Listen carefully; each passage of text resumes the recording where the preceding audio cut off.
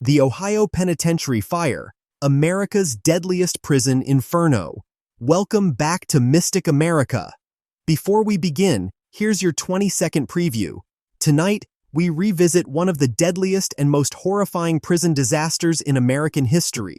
A fire so devastating, so chaotic, and so preventable that it shocked the entire nation. Over 320 inmates perished behind locked steel bars, while help was only feet away. This is the chilling true story of the Ohio Penitentiary Fire of 1930, and why the screams of that night still echo through history. Now, let's begin. Imagine being trapped in a tiny cell as thick black smoke crawls toward you. Imagine hearing men begging, screaming, to be freed, and the guards refusing to unlock a single door. On April 21, 1930, this nightmare wasn't a story, it was real, and it became the deadliest prison fire in U.S. history. The prison with a dark reputation. Long before the fire, the Ohio Penitentiary in Columbus already had a long, grim past. Built in 1834, it was notorious for overcrowding, disease, and brutality. Thousands of inmates lived stacked on top of one another in filthy, suffocating blocks. Cholera swept through the cells. Gang violence was common. Death was nothing new inside those stone walls. By the late 1920s, the prison was holding nearly twice the number it was built for. It wasn't a place for rehabilitation, it was a pressure cooker waiting to explode. The night of the fire. It was just after dusk on April 21, 1930, when flames first appeared on the roof of the West Block, ignited by a candle that had caught oily rags left behind by workers. Inside that block were 800 inmates. Most were already locked into their cells for the night, and when the smoke rolled in, panic set in instantly. Prisoners shouted for the guards to unlock the doors. Some rattled their bars until their hands bled. Others cried, prayed, and begged for their lives.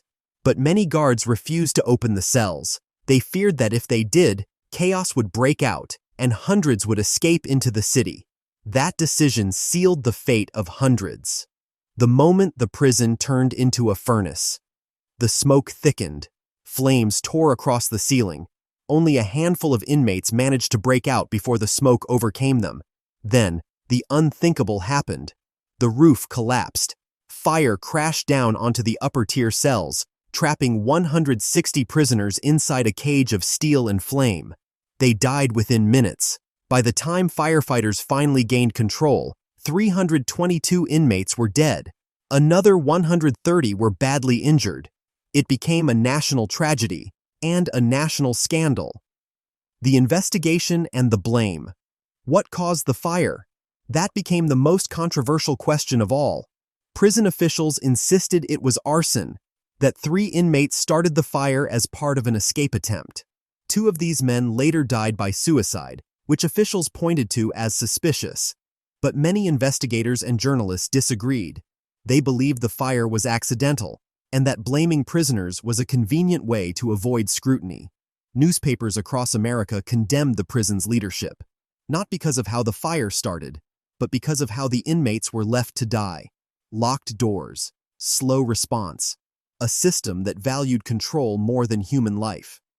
A tragedy that forced change. In the aftermath, Ohio couldn't ignore the truth anymore. The prison was dangerously overcrowded. Conditions had been deadly for decades. Something had to change. In 1931, the state created the Ohio Parole Board, opening the door for thousands of inmates to be released over the next few years. Reforms swept through the prison system, though many came far too late for the victims of that night.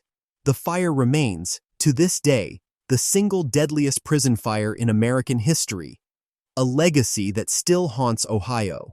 Many of the victims were buried in the old State of Ohio Asylum and Penal Cemetery, their graves marked only by numbers. Their final moments were filled with fear, desperation, and the hope that someone might unlock their cell door before the smoke reached them. Their story stands as a grim reminder of how easily tragedy can strike when humanity is forgotten. And every April, Ohioans still remember the night when hundreds died behind locked steel bars, with freedom only a few steps away. Thanks for watching Mystic America. If you want more stories of forgotten tragedies, haunted places, and mysterious events hidden in American history, be sure to like, subscribe, and join us next time.